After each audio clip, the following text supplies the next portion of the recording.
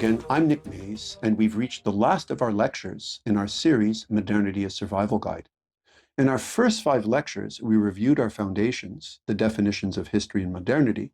We asked whether there has truly been change, and we decided that yes, there has been. We then went on to ask whether we can judge the past on occasion, and decided that we can do so with great profit to ourselves. We then reviewed the many losses that we've sustained as Westerners and determined that these have been so significant that they've actually affected the cornerstone of our identity. Finally, in last lecture, we reviewed the very complicated notion of assimilation and saw that assimilation today means everyone is assimilating to the modern. In this final lecture, I would like to raise the question whether we can choose not to be modern if that's the direction we want to move in.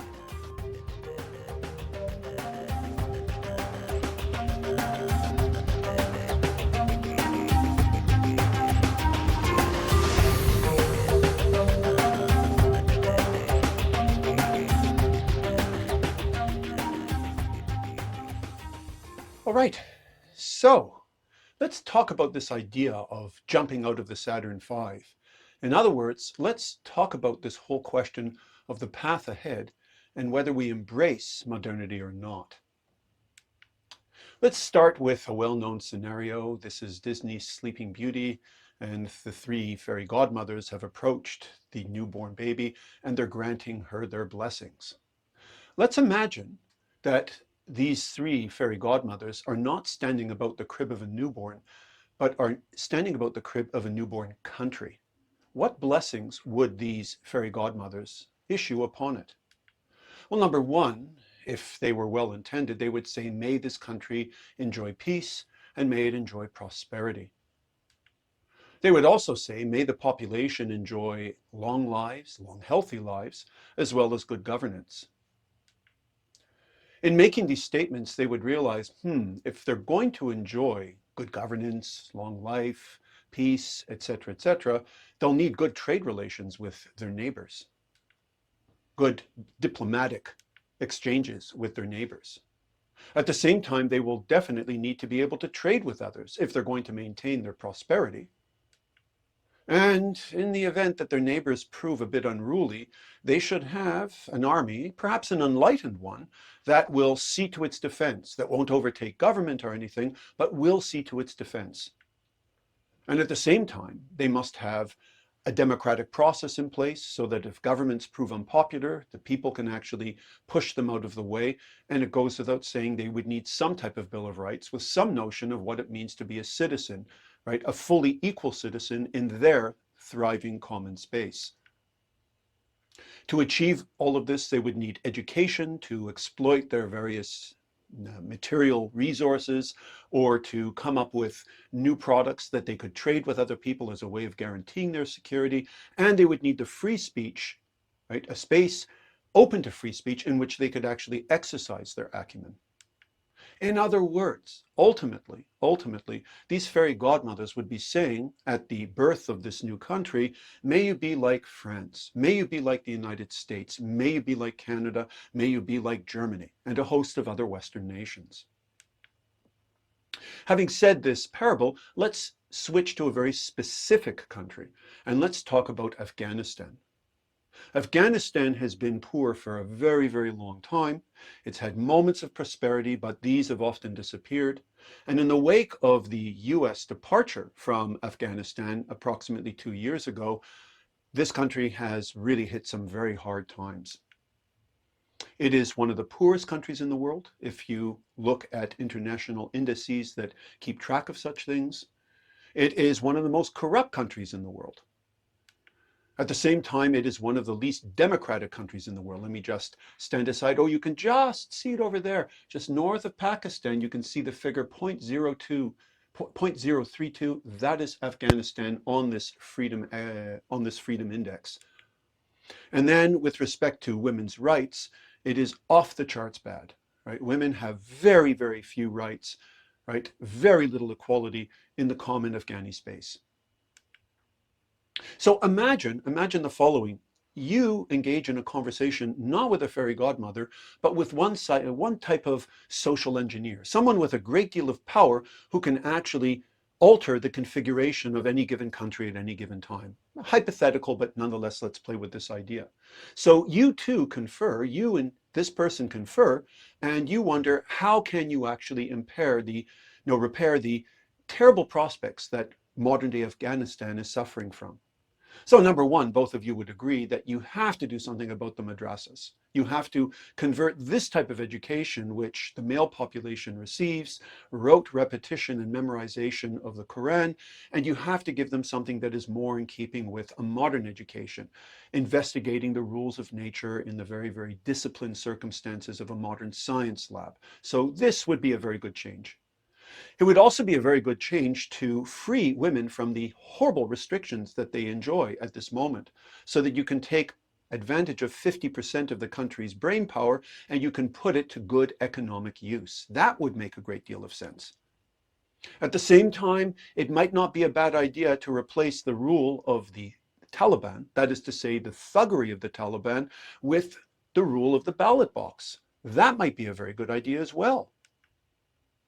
And of course, there would be this notion of the rule of law, right, which everyone would be expected to adhere to, and not this notion of a suicide bomber wandering into a crowded space and getting his or implementing his view of things by blowing a whole lot of people up.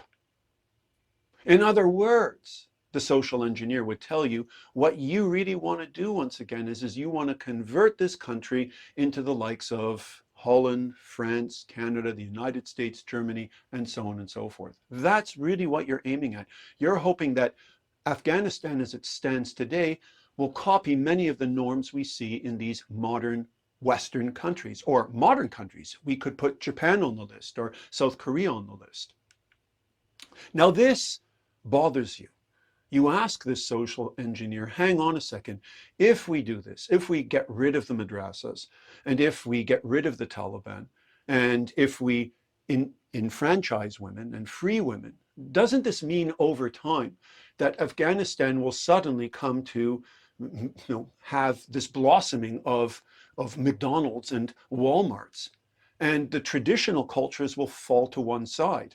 The very rich tradition of their textiles, the rich musical tradition, their tradition of hospitality, and the friendlier side to Islam, the artistic side to Islam, the generous, outreaching side to Islam. Won't these things falter in this new common modern space that we're creating? The social engineer looks at you and says, you're absolutely right. Right? They are going to be part of a Saturn V, which is climbing higher and higher. And they too, like Westerners and any other population that has undergone this modernizing tendency, they will have to drop stages off their rocket ship as a way of getting to a higher altitude. That's just the nature of the beast. This doesn't make you happy, although you understand what the social engineer is getting at, so you try another angle. You say, couldn't we perhaps get Afghanistan to do this by taking baby steps? There would be a little bit of democracy, right? Just a little bit of democracy, some freeing up of the women, some introduction of a modern education, and it doesn't necessarily have to displace the madrasas altogether, right? So that bit by bit by bit, Afghanistan could achieve the various qualities that we would like to see it enjoy without sacrificing so much of its traditional culture and its way of looking at the world. Well, the social engineer would say, unfortunately, that's not possible.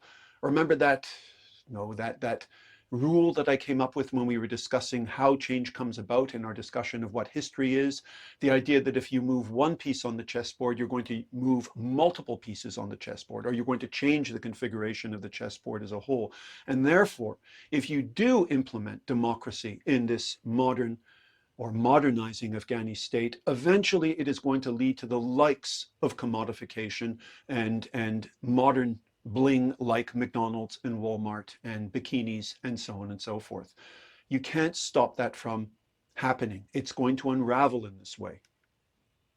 You try another angle once again because this worries you. What if we just leave Afghanistan alone? Why don't we just allow it to move forward without any intrusion from the outside world?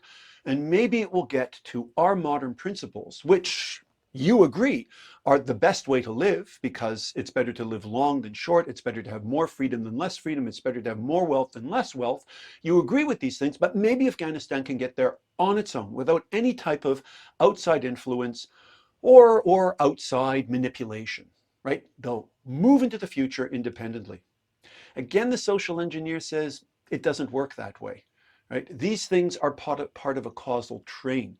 If you're actually going to have democracy and technology and freedom and so on and so forth, it's part of a causal train. And in the West, we saw the causal train goes back a long, long time to the Renaissance, the Reformation, the printing press, freedom of speech, Enlightenment ideals, and so on and so forth. Therefore, if you allow the Pashtuntali to continue for the next 100 years, that is the code that governs Afghanistan to this day. It is the code of an eye for an eye, and women knowing their place, and religious law, and not the law of the ballot box. Right? If you allow that to proliferate for the next 100 years, 100 years from now, 200 years from now, 1,000 years from now, women will still be in a state of subjugation, and this country will still be suffering from miserable circumstances. So you just can't allow it to go on its own. You either have some type of influence from outside and movement forward, or you have no influence and the status quo continues to predominate. Then you say, but hang on a second, okay, I sort of agree with these principles, but how do we know the rule of law is actually going to lead to the prosperity that you speak of? How do we know that it's going to catch fire in Afghanistan if we make these different changes? And at that stage, the social engineer says, well, we have some pretty good examples of this. So if you go back to South Korea in 1960 and you compare it to South Korea today, this is a story told by Gustav Norberg in his book Progress, where two Swedes traveled to various Asian nations and saw intense squalor in these nations, and then came back years later and saw that they had changed. They had turned themselves inside out, that they were now thriving states with prosperity and education and so on and so forth. So if you were to look at South Korea, you would realize, my God, look what they've done. They've moved from squalor to their present day sophistication, all within the space of approximately 60 years. And if you examine Shanghai, or China as a whole, you move from a situation where you had people starving at that time, and you had very little wealth at hand, and very little understandings of modern day technologies, to a city that is remarkably, remarkably prosperous today. And the same could be said of Singapore. You go back to 1960 and it's something of a sleepy, rather squalid backwater, whereas today it is an economic powerhouse. All of these different societies, of course, bring certain disadvantages to the table. Sometimes they're a little authoritarian, sometimes they're a little too bent on law and order, sometimes there's a little bit of corruption, but generally speaking, they have turned themselves inside out. And how did they turn themselves inside out? They turned themselves inside out by using Western norms. They upgraded their educational system, they upgraded their financial system, they upgraded their notions of freedom in many instances, but not all. And this transformed them into the powerhouses that we see today. They embraced the modern. That is the way to do it. Right? They did not continue in the vacuum that they were a part of. They allowed the outside world, the modern world, the Western world, to influence them to some degree. On their terms, but to a very significant degree. So you hear all of this and you're semi-convinced, but at the same time you say, hang on a second, you're really foisting a Eurocentric model on Afghanistan and other non-Western and non-white populations. You are once again bringing about this whole idea of the white man's burden, an updated version of it, but the white man's burden nonetheless, where white people are coming to the rescue of these backward non-white people, and they are carrying them up to their definition of what civilization consists of. That's what you're doing. Racist and imperialist once again. The social engineer is partly sympathetic. He would say, or she would say, we don't intend to sweep anything under the carpet. It is absolutely true that 100 years ago, this early form of modernity was deeply exploitative, deeply, deeply racist, and absolutely impatient with anything that was lay outside its boundaries. So that is true. On the other hand, at the same time, it's not as though this vision as seen today, is in any way making the argument that white culture or Western culture or modern culture, more properly speaking, is superior to these other cultures with respect to fabrics and music and hospitality and artistic design and architecture and so on and so forth. It's not as though the modern is saying what we have to offer is better than anything you have come up with. So on a cultural level, there is no supremacy being mentioned here either.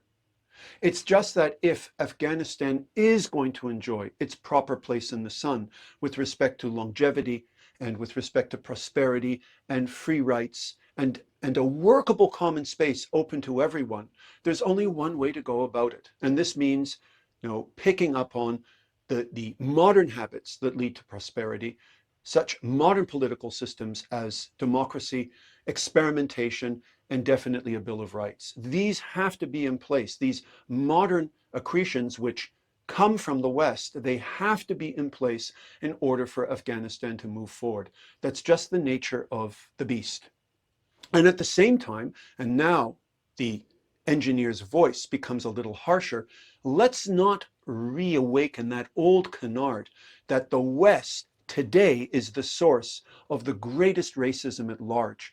The West has been able to push that aside because the West has become modern, and racism really does not fit the modern context. They have sanitized themselves for the most part of these old racial instincts.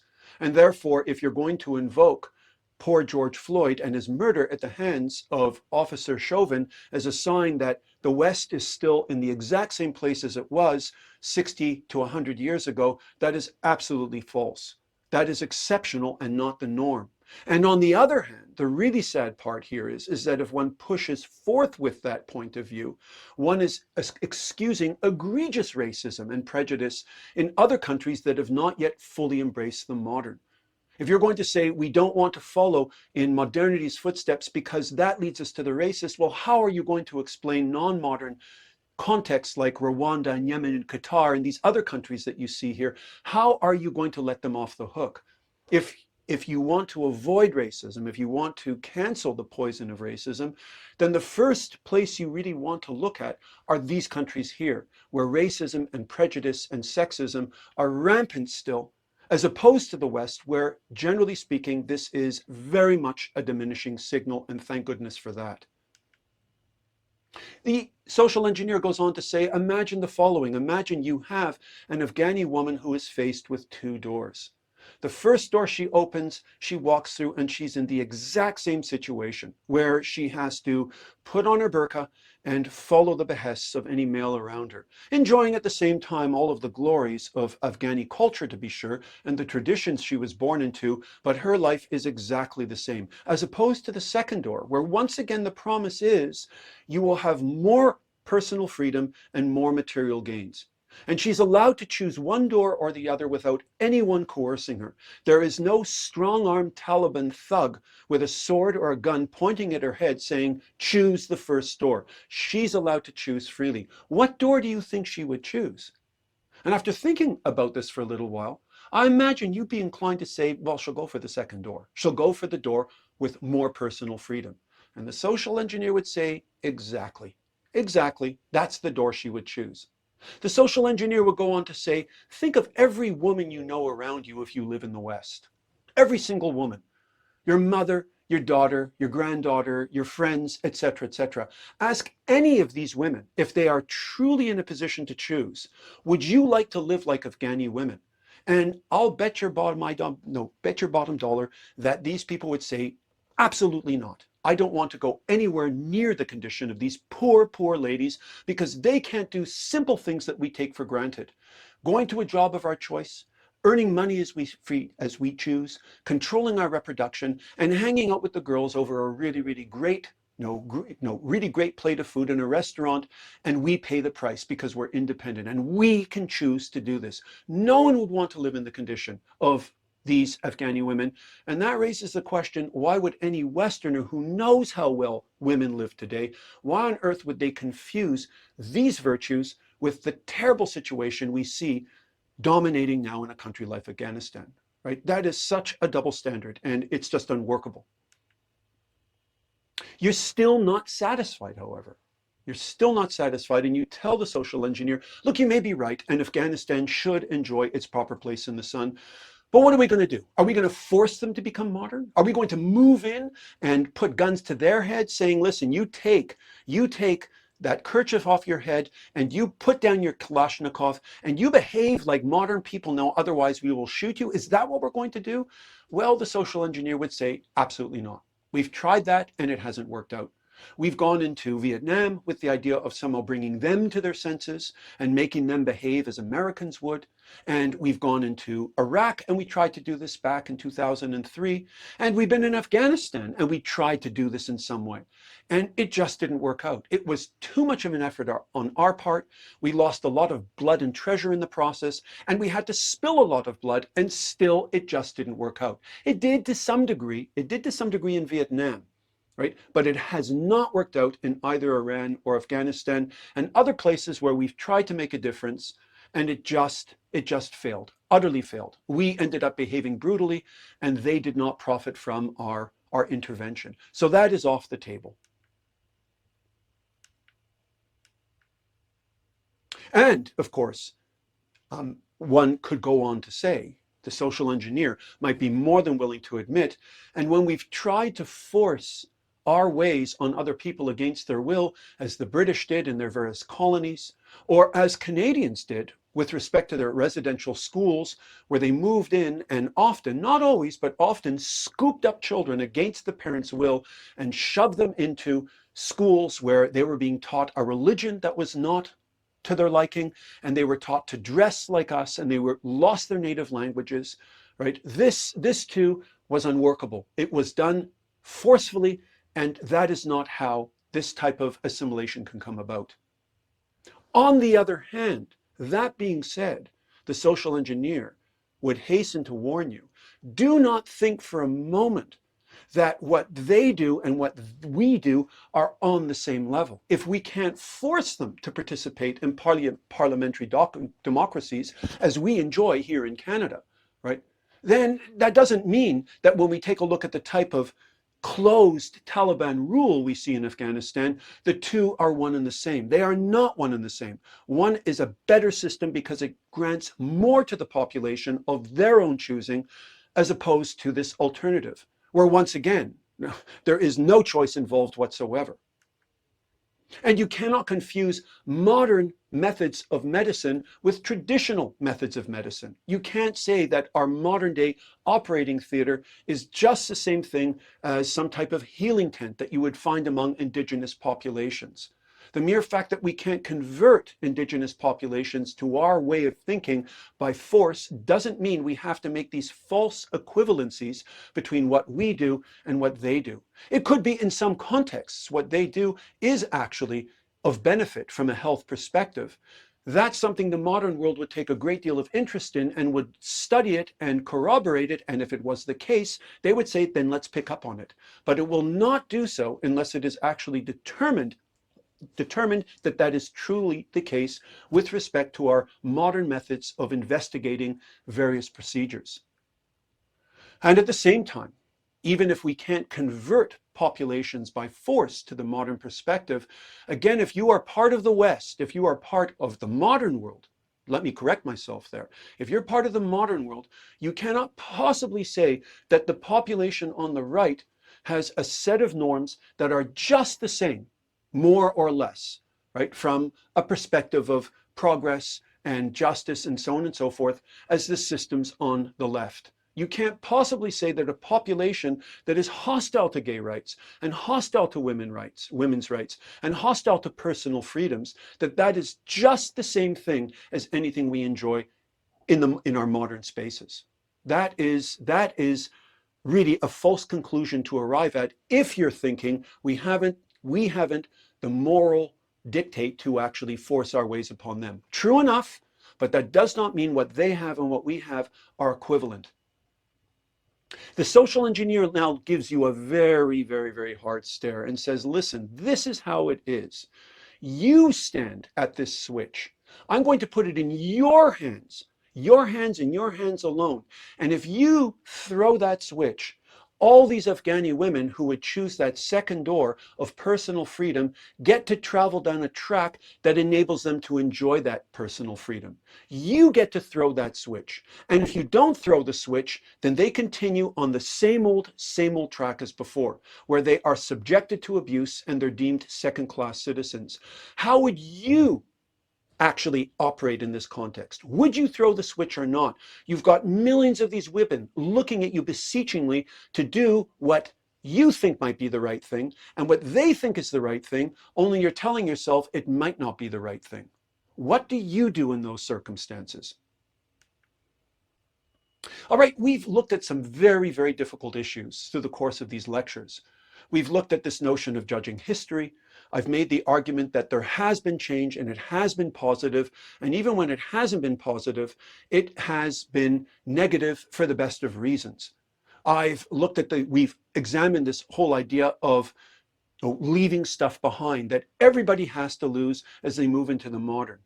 These are difficult ideas, but the most challenging idea so far is this whole idea of assimilation. The argument I've been making is assimilation is a process whereby everybody assimilates to the modern, and it is not at all a matter of people being forced to assimilate to a Western white perspective.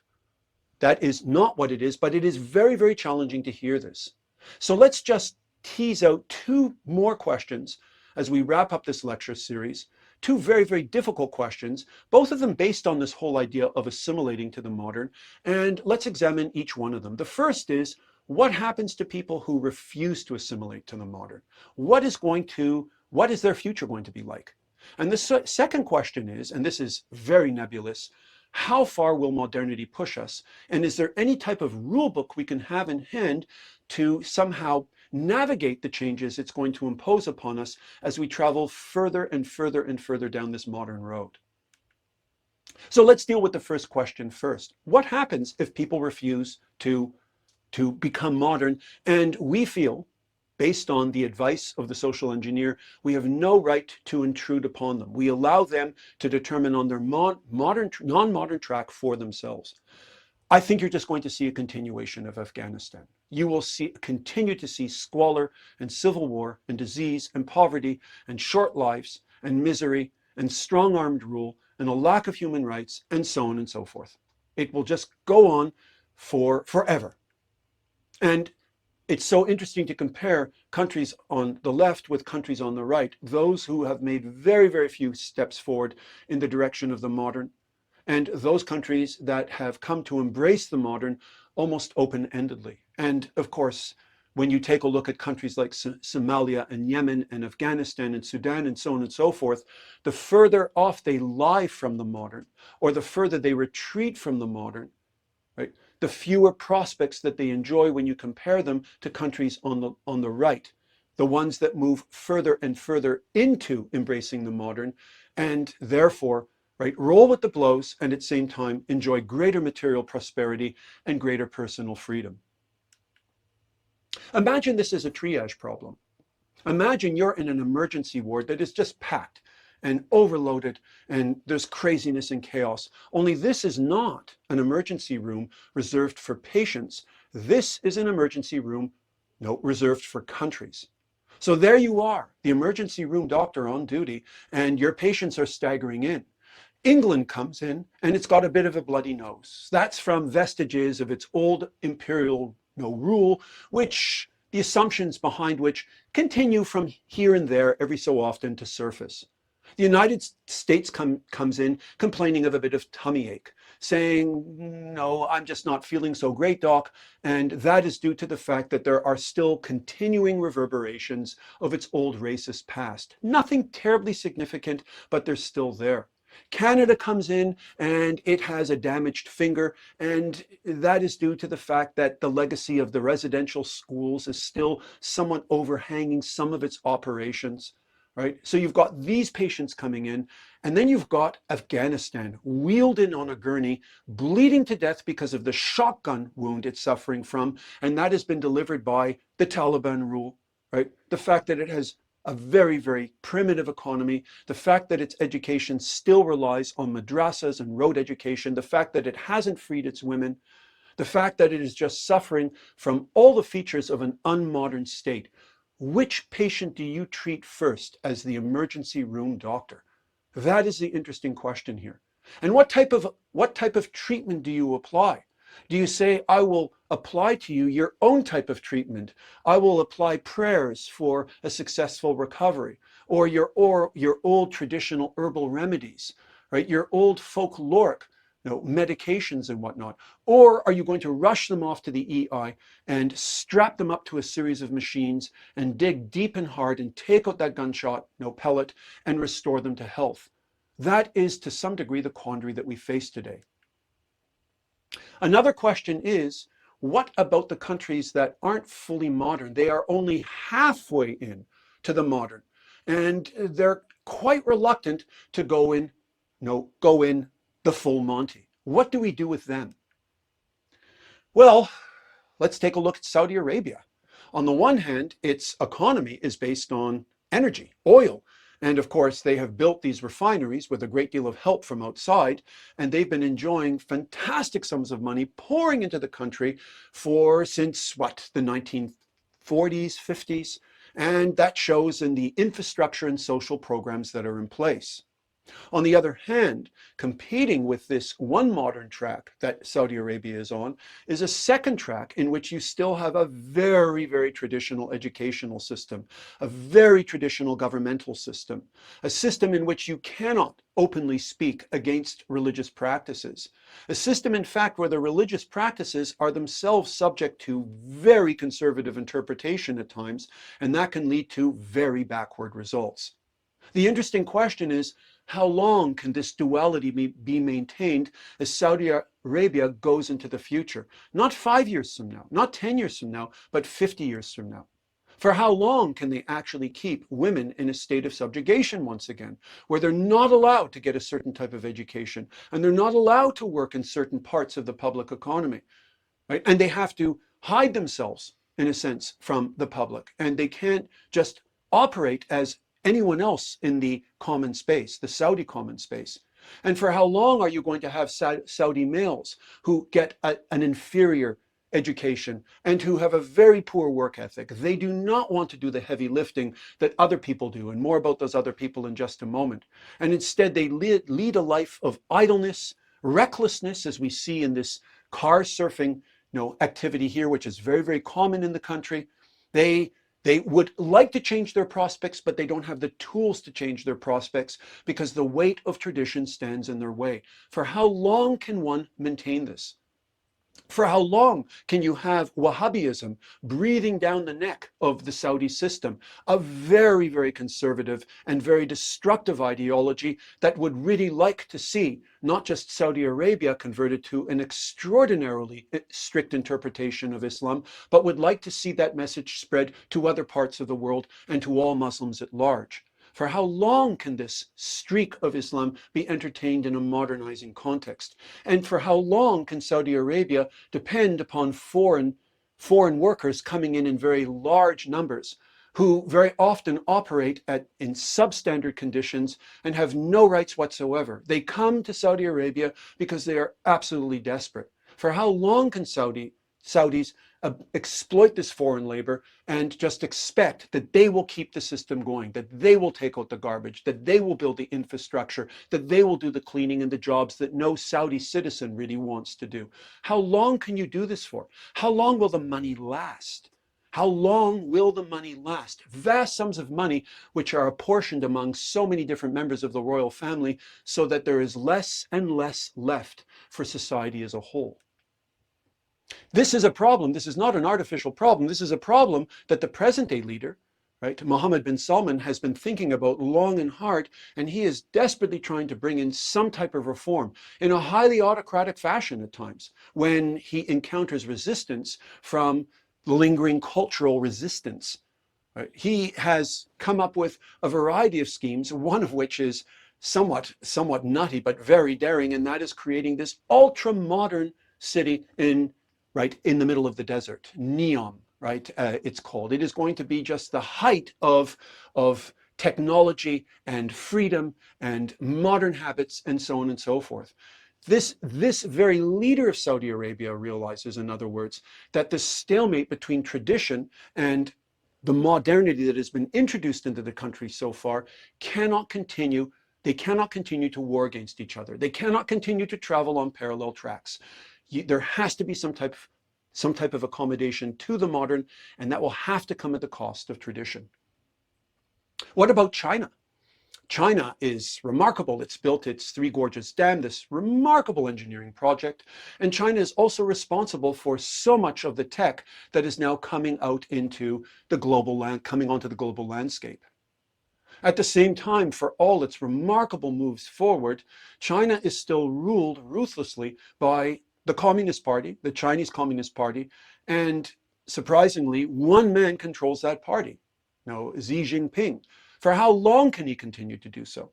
For how long can he actually hold on to power in a highly autocratic fashion and steer this party forward in such a way whereby it rides roughshod over certain possibilities that the population as a whole would like to enjoy? How long can this recipe last, even as you are modernizing your economy and expecting your citizens to move on to these highly, highly demanding jobs? At the same time, one could ask, for how long can China, which has intimate trading ties with many, many modern nations, for how long can it threaten Taiwan with some type of annihilation if it doesn't comply with its own expansionist ideals?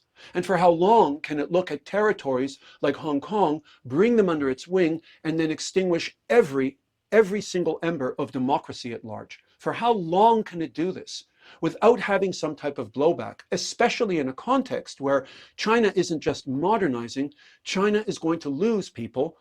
This is something due to the modern forces at large. It's going to lose people, lots of people, over the foreseeable future. Between now and the year 2100, something like 1.42 billion people in China will more than likely dwindle to a mere 800 million, perhaps even a mere 700 million. The population will be cut in half, and you will see a disproportionate number of elderly people with respect to young people.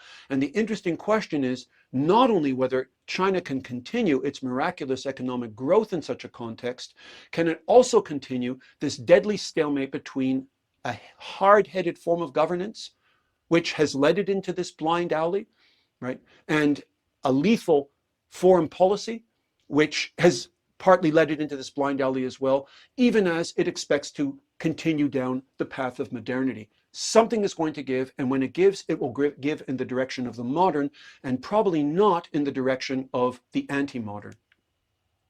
The same could be said of Turkey, modern-day Turkey, and it has expanded brilliantly, absolutely brilliantly. The economy has moved forward, technologies have moved forward, but at the same time, its present-day leader, Erdogan, has taken an anti-Kemalist stance. He has repudiated the old ideology of strict separation of state and religion, and to some degree, a draining of the old Islamic ideologies that kept Turkey from moving forward as a powerful modern nation, and he has reinstituted these. And therefore, when we see his rule, he is very much an autocrat. He has crushed his opposition in a way that is highly anti-democratic. He has crushed voices of the opposition as well as voices in the press in a highly autocratic fashion. He has cozied up to Islamic voices as a way of spreading this religious tradition. And he has stood opposed to crucial human rights such as the gay rights movement. For how long can he expect to continue this parallel act once again of pursuing traditional norms, even as he's pursuing modern norms? He wishes his nation to become part of the EU, and the EU is looking somewhat askance at Turkey, thinking under your rule, you are opposed to democracy, to freedom of expression, and to gay rights and the like, and therefore, why would we admit you into our modern midst? Something will have to give down the road, and it's hard to imagine it's not going to give in favor of the modern rather than in favor of the traditional. We could go on and on and on about these parties that are halfway modern and halfway traditional, but perhaps we'll use one example as an illustration of them all, and this is, And here I'm really entering into a viper's pit of politics. This is the deadly Palestinian-Israeli conflict. So let's talk about Israel first, this tiny Jewish nation within a sea of Muslim nations. A tiny nation that was born in 1948, not even 100 years ago, and born in the ashes of the Holocaust, a process in which the Jewish population lost a third of its global numbers, and it's done very well for itself. When one uses metrics whereby one determines the health of a country, such things as, well, how healthy is the population? How long does it live, right? How innovative is the population, right? How much education does the population get? Does the population understand its own operations because it has a free press describing its various angles from every possible aspect you can think of, or not? Does it have rights? Does it have rights for its citizens? How does its government operate? Is it deeply corrupt, or is it moderately so? And finally, is it democratic? When people go to the polls, can they actually vote the old politicians out and institute a new set of politicians? According to all of these metrics, which are very modern metrics, Israel checks all the boxes pretty much. With respect to innovation, as was described at great length in that book, Startup Nation, right? We have a multitude of multinational enterprises which turn to Israel for their R&D because you just have so much brain power there, so much openness and so much energy with respect to coming up with the latest mousetrap, or perhaps a cure for cancer, or ways of desalinizing water, or ways of irrigating plants, or ways of cloning meat, and so on and so forth. This is a brilliant nation in so many respects. At the same time, there's a great irony here. There is once again this divide between the modern and the traditional. And a contentious point, when you take a look at traditional Judaism, on the one hand, it has always emphasized great literacy and intellectual acumen, which is possibly one reason why Jews today are so curious, so experimental, and so remarkably adept at topics that they turn their talents to. If you take a look at a list of Nobel Prize winners, you will see that there is an inordinate number of Jews on that list. At the same time, the Jewish tradition is one of intense tribalism.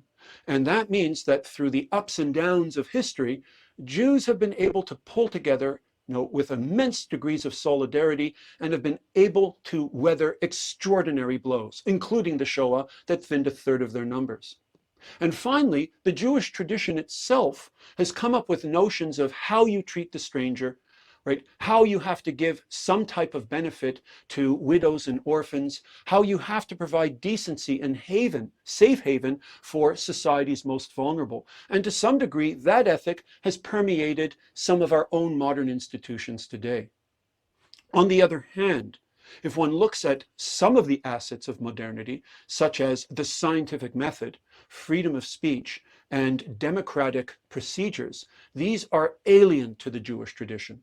If the Jewish tradition had been developing on its own, in its own vacuum, from 2,000 years ago into the present day, it's not as though the roots of what we do today in the modern world would have been discovered by this tradition on its own. These are external elements that have been embraced by Jews and put to immensely powerful use, but it doesn't stem from their own tradition, and therefore these two tracks are at times at war with each other, which leads to a very significant question. For how long can this modern state, or perhaps half-modern state, continue with this burgeoning Haredi population, one that is by no means beholden to modern aspects of living, but follows its own strictly Jewish way of seeing the world? Today it is 14% of the population. How will this country manage when it reaches 30% of the population, or 50% of the population? It will collapse under the weight of this traditional outlook.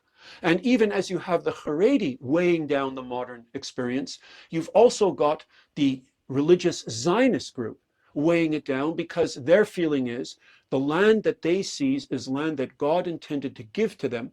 It belongs to them by right, and it is not subject to negotiation.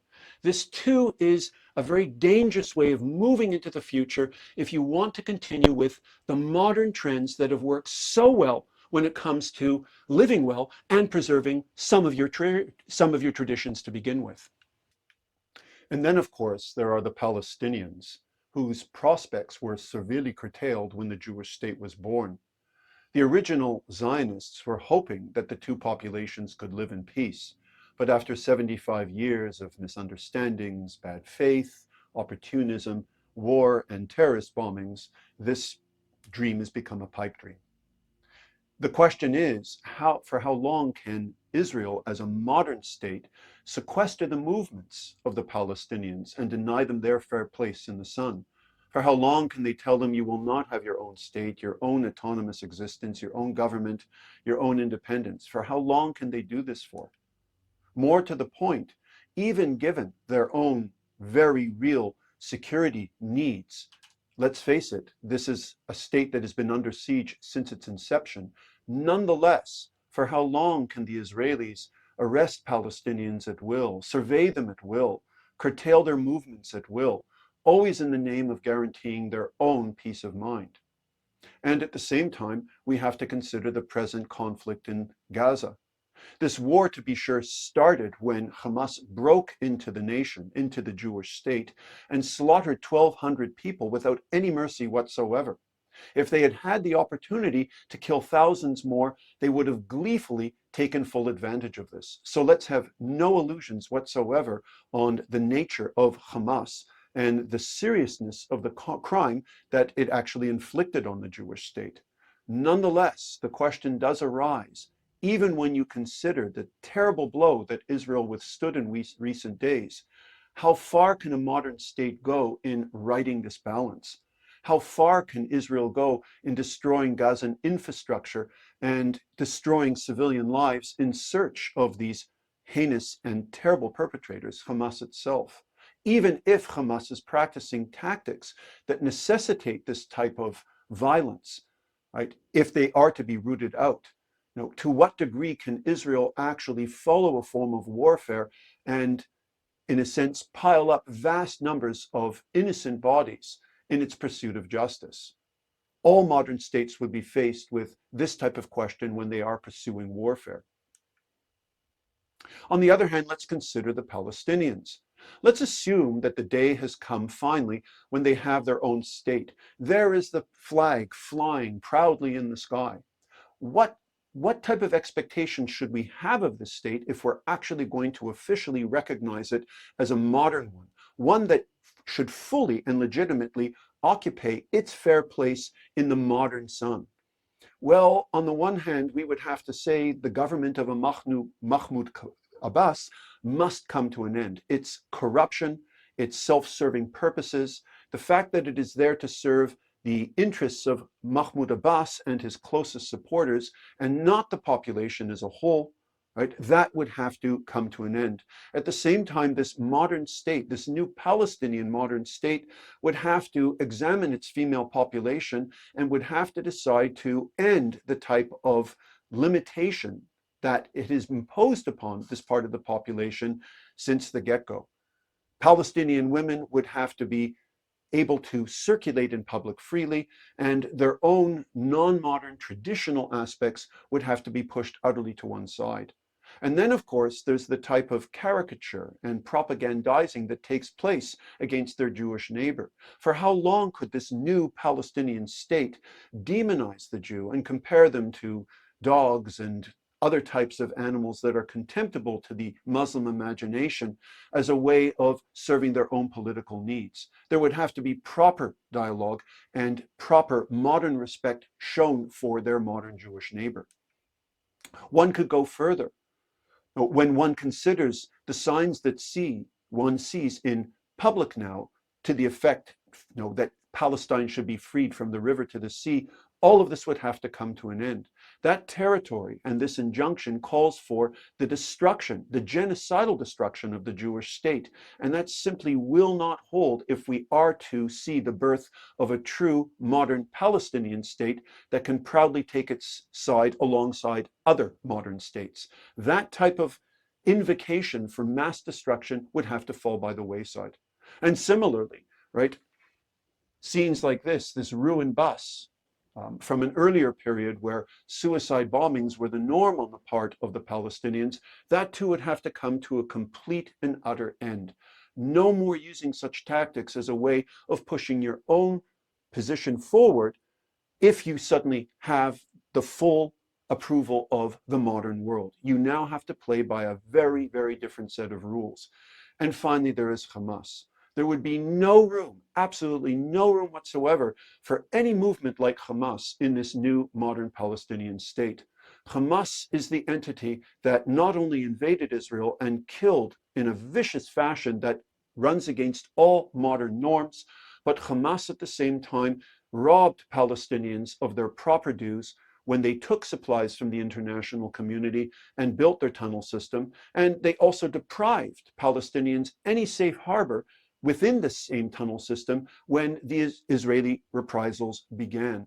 The room for maneuver for a group like this is zero in any modern context. And one can even go one step further. People who support the Palestinian cause, and often they have very good reason to do so, cannot show any sympathy for an anti-modern group like Hamas, because these people have not only actually driven Gazans into the ground and subjected them to their own religious perspective, but at the same time, Hamas has no sympathy whatsoever for feminist rights, gay rights, right, the separation between mosque and state, and any other norm that works to create a viable modern common space for a viable future Palestinian state. And therefore, that population would have to be removed utterly from the equation as well, if there is going to be a legitimate Palestinian future, modern future, at some point down the road. Imagine the day has come when the two-state solution has finally been implemented.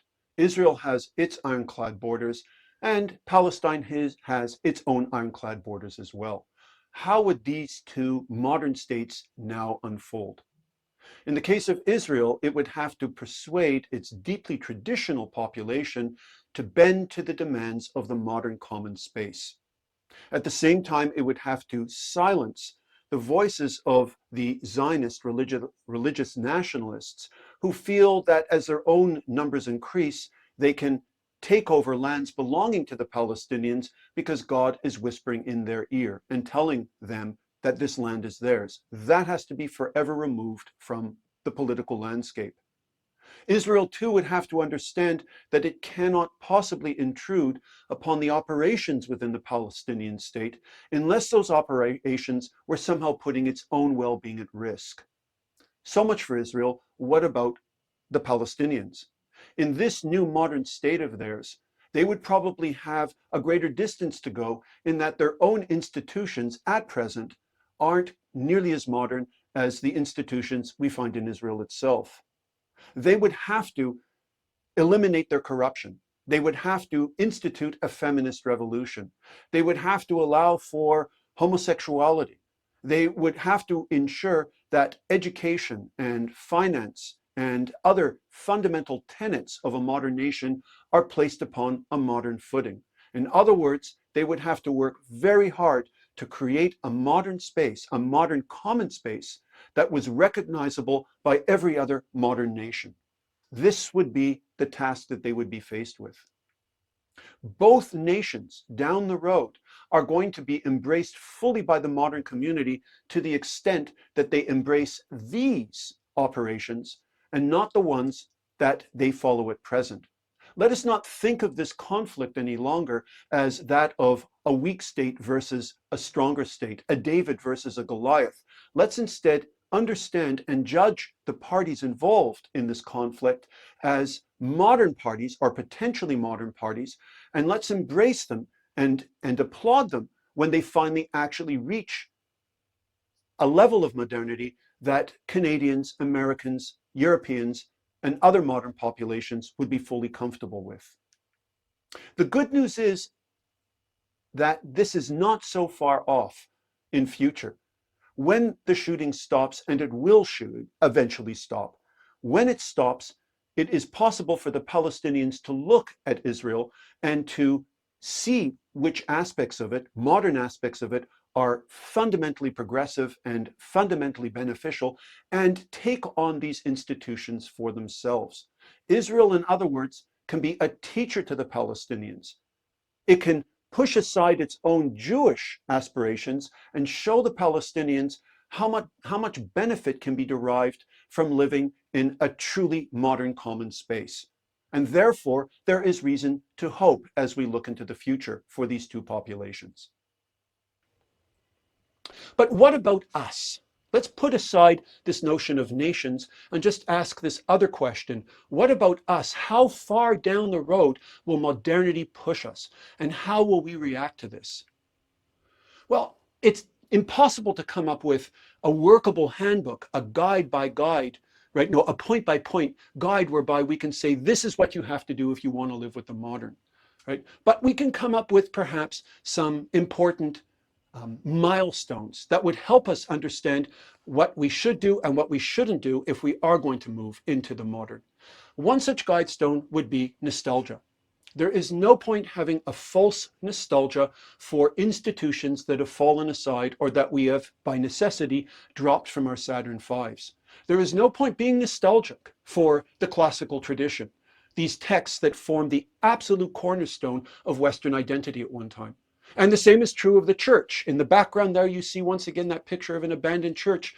There is no point lamenting the fact that Christianity is on the wane. It is a lamentable loss, but it is dying for a reason. People are opting out of it of their own free will for a reason. They understand that many aspects of it, and perhaps the very spirit of it, is simply not in keeping with the precepts of living a truly modern life. We can't be nostalgic for age-old roles between male and female. The idea that the man is going to be the public figure and is going to drive the car and is going to go out into the public domain and work, and the mother is going to serve in a domestic capacity. Individuals can choose to behave in such a way, but as a general model for the modern space, it's simply not going to work. And if we're going to take our models on how we conduct ourselves in the modern space from shows, cultural icons such as the Andy Griffith Show, or it could be texts like A Tale of Two Cities or Pride and Prejudice and so on and so forth, the idea that these are beacons that will continuously add inspiration for what it is to be a meaningful citizen in the modern common space, this too is purely nostalgic, and it's an idea that we should leave by the wayside. But if that's true of us, it's also true of other populations. It's true of other populations. We cannot look at that Kyrgyz woman whom we started this series of lectures off with and lament as that Dutchman did, oh my goodness, as she goes into the modern, she's going to become a bit like us, and she's going to be exposed to all of our modern bling, Walmarts and McDonald's and bikinis and the like, skepticism and so on and so forth. We can't lament the fact that the classical Afghani musical tradition might end up a corpse because of modernization that strikes at the heart of this country. We've lost our classical tradition. It is no longer nearly as viable as it was 100 years ago. That is just the price you pay for being modern. And the same would be true of indigenous populations whose rights extend back for millennia. It is infinitely sad that these rights no longer have the force and no longer steer populations forward in the way that they did at one time. But if indigenous populations wish to be part of the modern, wish to enjoy our levels of comfort, security, education, and so on and so forth, unfortunately, they will have to denude themselves of some of their customs in the same way that we did. Behind you see that 1954 population that probably never imagined that as they moved into the future, their city would become multicultural, their city would become gay-friendly, their city would undergo a feminist revolution, and their city would lose all of its guiding canonical features. They never imagined this coming, but it happened, they suffered through this loss, and they live well. This isn't only true of us, this will be true of any population that gets on board this vehicle to modernity. We have to judge the past with much more circumspection. We can't just look at a Thomas Jefferson and say, no racist slave owner. We can't look at a John A. Macdonald and say residential schools. We can't look at a Columbus and say he's the one who started the slaughter of the indigenous population. All these statements are absolutely true, but these individuals brought something else to the table. They pushed the modern forward at a tremendous cost to other populations, it's true. But when we look at the past and we look at our way forward and we wish to explain how it is we got from there to here, we have to keep in mind that these individuals we would like to casually excise from the public landscape were people who played an instrumental role, ironically, in allowing us to move from slavery to an African American in the White House. In other words, we have to tell ourselves when we look at our history that it is not a glass that is empty, it is actually a glass that is 3/4 full. We will have to convince ourselves of this. At the same time, we can't practice inconsistency. This is a deadly sin with respect to modernity. It will not lead us forward in a progressive and helpful manner. We can't look at Israel and say it is bombing Gaza, which is absolutely true, and hold it uniquely culpable of the worst crime taking place right now, as opposed to what Mr. Assad has done in Syria, where many, many more people have lost their lives, and still people there are living in something of an autocratic nightmare. We can't compare it to China, that has treated the Uyghurs in such a way that there is no freedom there whatsoever, and these people have no future whatsoever unless it is one in which they are willing to follow every step that is dictated to them by the Chinese Communist Party. We can't compare them to Kim Jong-un, where you have no movement whatsoever in this population in North Korea. And we certainly can't compare them to Hamas. There is no comparison to be drawn between Israel and Hamas.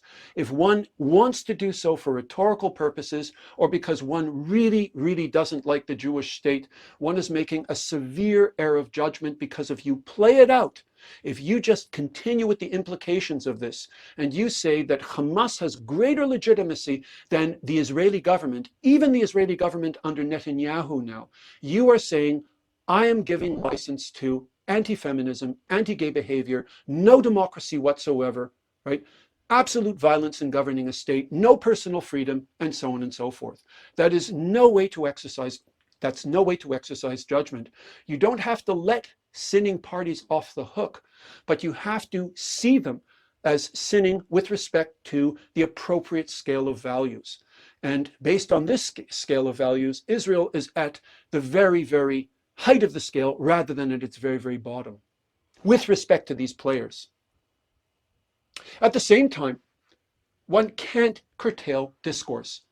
One can't silence people just saying, I'm not going to listen to your argument because it is sexist when it isn't, or racist when it isn't, or exclusionary when it isn't, or because it plain hurts me. And we're all tougher than we think we are. One cannot just automatically cut people off, as we've seen happen time and time and time again, practiced both by the right and the left, but I think it is more, unfortunately, a habit of the left these days. One can't do this and continue to navigate the modern road with any degree of comfort, because there are very important questions that need answering. And you can't answer them if you're actually foreclosing the discussion to begin with. You can't weight the scales, which is consistent with what I was saying with regard to inconsistency. You can't weight the scales against a party like Israel in favor of a party like Assad or Kim Jong-un and others. One has to see these things with X-ray vision and give them their full merit, even as one is weighing in on various crimes they might be performing or certain inconsistencies that they themselves are responsible for. And one can't conveniently leave pieces out of the puzzle. One can't, as too often happens with much of our network news. I follow the BBC and the CBC and other such stations, and it's shocking sometimes to see how a story is massaged and crucial pieces of information are missing from the picture. The same would be true of news stations on the right, a Fox News or formerly the Rush Limbaugh show, and so on and so forth. One started off with assumption which one wants the public to believe, so one massages the facts to steer the population in that direction. That simply won't do. Not if we want to navigate this road to the modern with some degree of confidence that we can survive the modern. At the same time, we can't use as guideposts for navigating the modern really bad ideas or potentially bad ideas. We did this in the past. We used eugenics and McCarthyism and social Darwinism and other such ideas as a way of defining our common space and as a way of saying these theories will lead us to a modern state of being that is sound and comfortable. And we did so with remarkable pain caused to huge numbers of people and with remarkable damage done to the very common space we were trying to elevate. We cannot do this any longer. And when I say we can't do this, I can't say for sure that notions of CRT and DEI and decolonization and whiteness are utterly bankrupt ideas. But I don't think these ideas are nearly as strong as people make them out to be. In the case of decolonization, no one takes this seriously. No one who's saying we should decolonize a country like Canada is willing to sell their property and go somewhere else. It's just a silly idea. It does justice. It does some justice to the type of pain that was caused to Indigenous populations, but no one is going anywhere. And it is a complete lie and distortion to say this is an idea that we could use workably as a way of moving into the future. It simply is not. The same is true of whiteness. This idea that whiteness is posited by D'Angelo, as we saw, that it is a static quality and that to be white is inherently to be non-black or anti-black, that is a fruitless idea. It is not going to help us at all as we move into the common space and as we move into the future.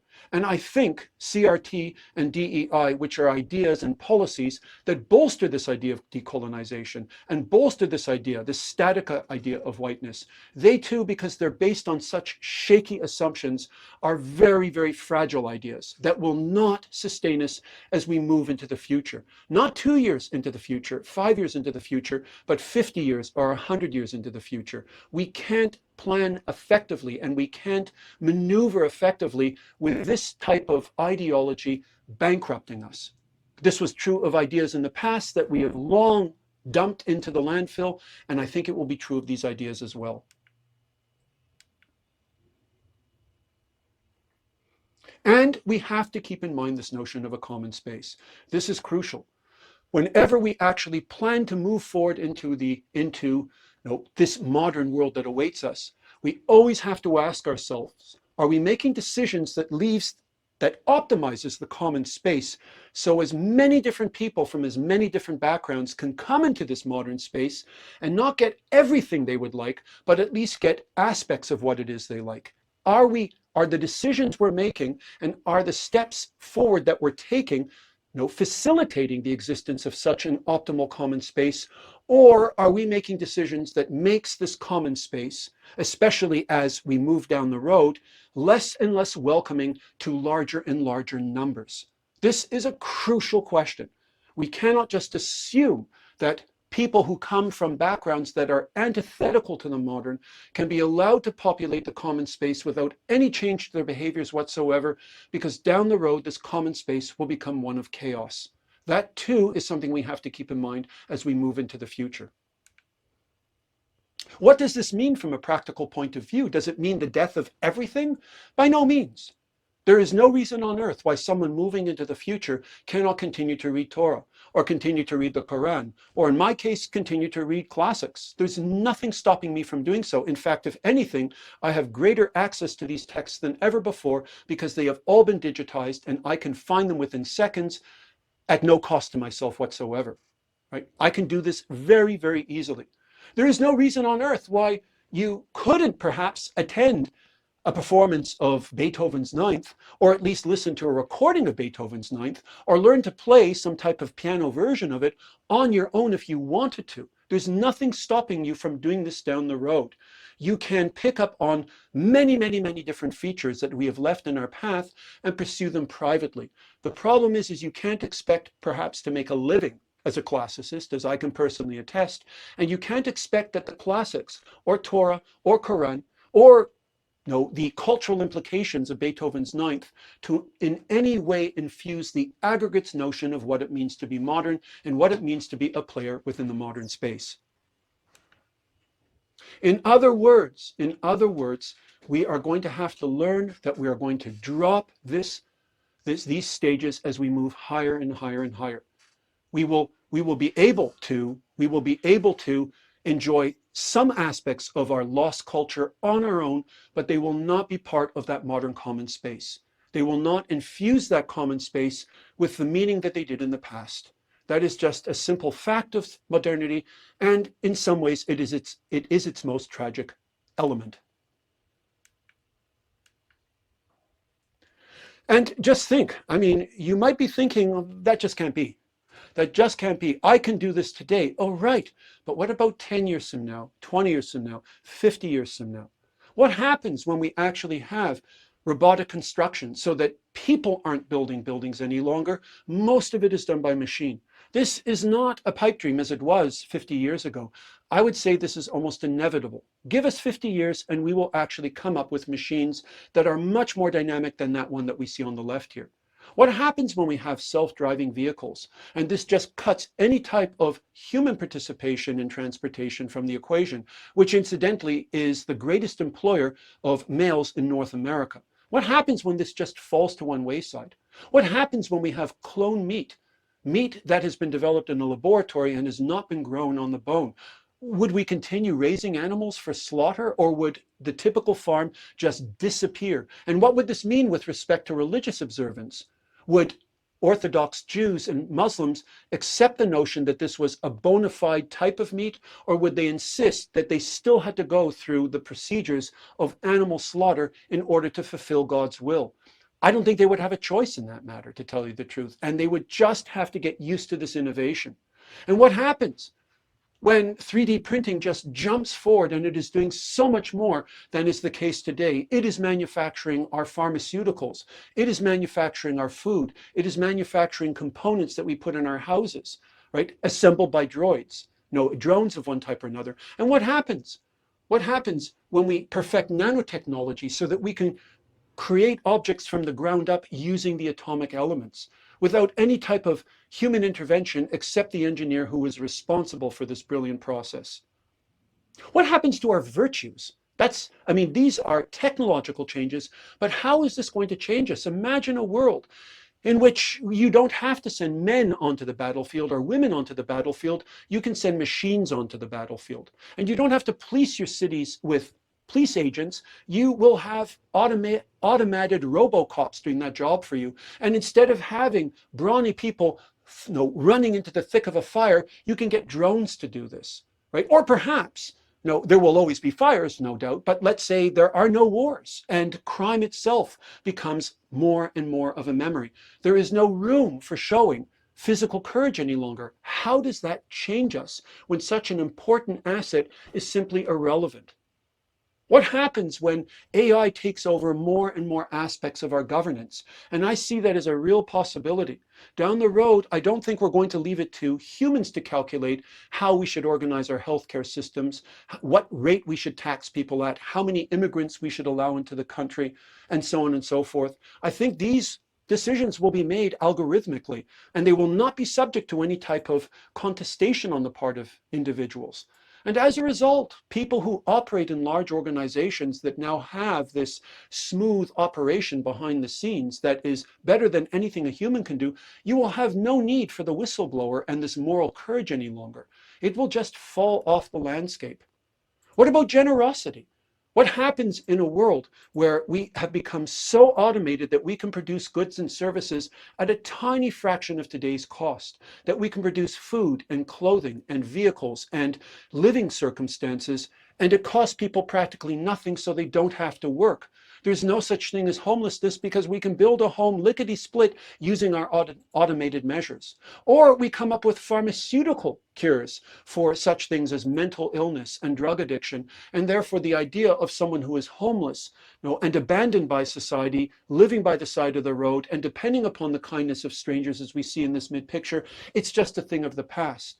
You can just carry on without ever having to show any type of generous instinct because society is taking care of that for all of us. How will that change us? Even motherhood. And once again, these seem like scientific scenarios, and they are faintly that, but I think we are within sight of these advances. What happens if you actually have children developing in some type of mechanical womb that is far, far safer than the actual organic womb of the mother?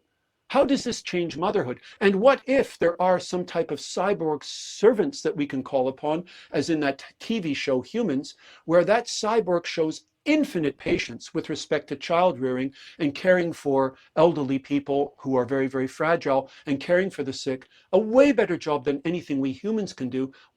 How does this affect motherhood? How does this affect a sense of self-sacrifice and generosity? In other words, as we move forward into the future, the questions we should really be asking is not how are we going to defeat racism, which has happened, and how do we actually stop bullying from taking place? We stop it by expecting people to behave in a modern fashion. How do we end war? Behave in a modern fashion. These are answers that are at our fingertips already, because we've solved these problems to a very significant degree in countries like Canada, the United States, and so on and so forth. The questions we have to ask ourselves is, as we move down the road into modernity, what happens to such things as friendship, marriage, duty, love, as well as, of course, moral and physical courage and motherhood and other such very important qualities? Will they change? I think they will. And then, of course, we will just see the disappearance of things both bad and good. There will come a day where people no longer hunt. They never hunt animals. Maybe they hunt virtual reproductions of them, but they don't hunt animals themselves. There will be no circumcision, very possibly, no abattoirs where animals are killed, perhaps no pets any longer, because we will feel there's something truly, truly, truly, truly demeaning, when it comes to keeping animals our houses in this way. Racism will go by the wayside. Ageism will go by the wayside. Nepotism. This long list of things that have been dogging us for the longest time through our experience as humans, they will fall by the wayside as we move into the modern. And the question is, what will replace them, and how will we live without these institutions? Because much of what we do has been shaped around their eternal existence. So they're gone. What do we do next? In the movie Apocalypse Now, there comes a point where Martin Sheen is on the Cambodian-Vietnamese border in this military outpost that is just under constant shell fire. And he finally comes across one man who seems to know what's going on, and he says, "Who's in charge?" And the man turns to him saying, "Ain't you?" Right? The idea being, no one seems to be in charge here. Everything has just been blown to pieces and the command structure is gone. And that raises a very interesting question as we travel in our Saturn V. Is it being piloted? I know we're going higher, but is it being piloted? So you go to the capsule and you find actually someone who is driving this rocket, and you ask her, "So where are we going?" And she tells you, "I don't know. All I know is we're going higher." Why are we going higher? I can't really tell you that either. All I can tell you is that every time we go higher, we live better, right? The people who are expanding in the rear, they live better and better and better. They have more freedom and more material wealth. So my job is just to take us higher because it endlessly improves us, right? And the people who fight and quarrel with each other at this stage of our altitude, it disappears as we go higher and higher. And she also says, and I know that as we go higher and higher, the population is increasing. So I have to pair from our payload elements that hold us back from prospering, because we're going higher and higher and we have to get along. So I drop off things every so often as a way of making sure that we're always, always moving higher and higher, because that's what we have to do if we want to continue with our material gains and we want to continue with our personal freedom. And you say, to tell you the truth, that doesn't sound entirely just, because some people seem to be losing more than others. It really doesn't sound just, and it sounds cruel at times. And she agrees with you. She absolutely agrees with you. She says it is cruel and it isn't just. It isn't always just. But she says, we have a choice. We have a choice. We can fly on towards the stars. We can continue flying higher towards the stars, or we can crash back to Earth. Which would you prefer? And that is our human story.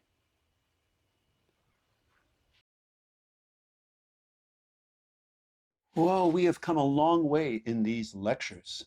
We've covered a lot of ground. What conclusions can we reach? First off, I think we have to acknowledge that there has been change, and we should be grateful for this change. To contend otherwise against all the evidence to the contrary is highly unprofitable. The second point is that we have to stop with our nostalgia. This is deeply unhelpful as well. There is no point hankering after old cultural landmarks, texts, fashions, habits, practices of faith, when these have been jettisoned from our Saturn V for very good reason. To bring this expectation that there is room for these cultural remnants in the common space and that these cultural remnants should infuse its modern values is once again deeply unhelpful in this day and age. At the same time, if one is coming to the common space with an expectation, a justified expectation for justice for historical wrongdoing, I'm afraid this can't be delivered on. There is no point looking back to wrongdoing dating to 3 or 4 generations in the past and expect some type of recompense for this. It's not going to happen. And the expectation, once again, is going to work against the proper functioning of our modern common space. We cannot silence critics who come into the common space with a view to making it a better place for everyone. Sometimes they're right and sometimes they're off target. But if their desire to improve the common space is a legitimate, sincere one, they should not be cut off at the knees, as we are in the habit of doing these days. It doesn't really make a difference, however, whether one greets this with a sense of anticipation or one dreads it, whether one is prepared to be pliant and to roll with modernity's blows, or dig one's heels in and only relinquish the tenets of one's old convictions as modernity pries these convictions from their dead cold fingers. It doesn't make a difference because modernity is coming for us all, whether we like it or not. Over time, we will all have to adjust to its norms. But happily, we're all in this together. This is a global condition. And if we play our cards right, all of us, for the first time in our history, will manage to live exceedingly well. Once again, I'm Nick Mays, and many, many thanks for tuning into this lecture series on Modernity, a Survival Guide.